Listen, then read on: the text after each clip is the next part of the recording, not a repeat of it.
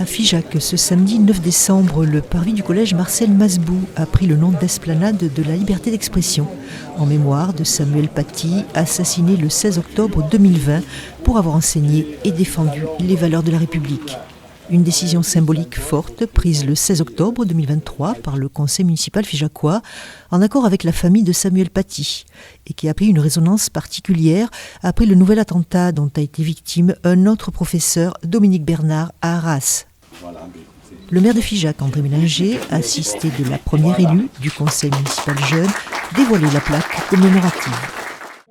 Le département du Lot, le collège Marcel Masbou, le comité laïcité et République du Lot se sont associés à la ville de Figeac pour cet hommage aux professeurs devenus symbole de la liberté d'expression.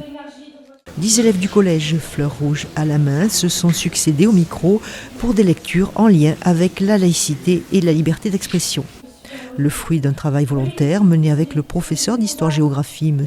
Ambit et M. Chaumard, professeur de français. Citons entre autres textes déclamés ceux de Victor Hugo, Olympe de Gouges ou encore Simone Veil. Mais voici déjà que des voix s'élèvent, des voix de poétesses, de poètes, de philosophes, de femmes et d'hommes politiques, de romancières et de romanciers. Car il ne faut jamais l'oublier. Samuel Paty aimait les livres, le savoir, plus que tout.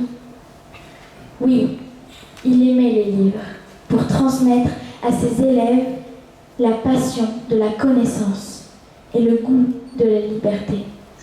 On vient de me faire un bien trop grand honneur, que je n'ai ni recherché, ni sollicité.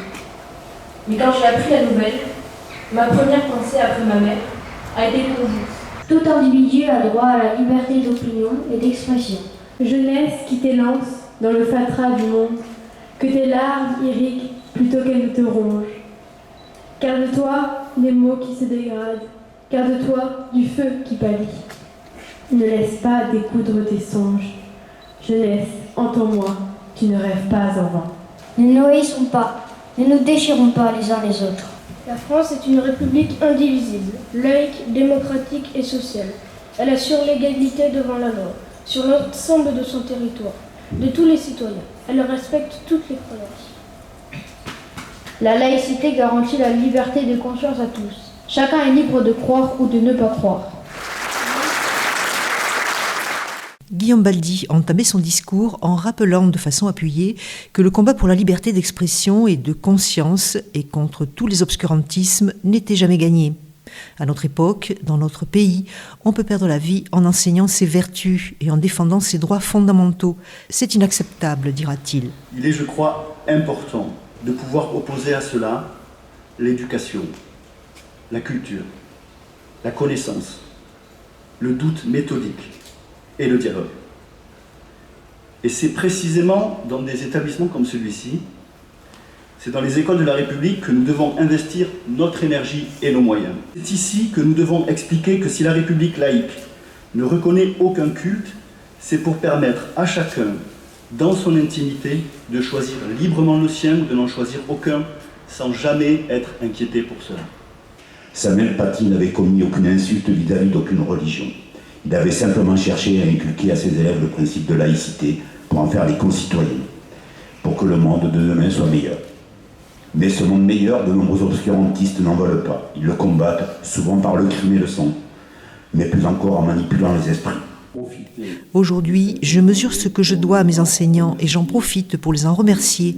L'éducation, c'est l'affaire de tous, soulignera le maire.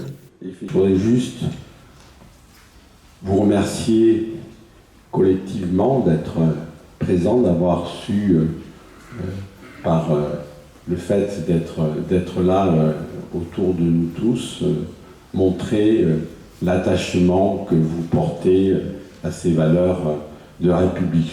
Il revenait aux élèves de la classe musique et chorale et leur professeur, Samuel Collat, de clôturer cette émouvante cérémonie en interprétant l'hymne à la joie.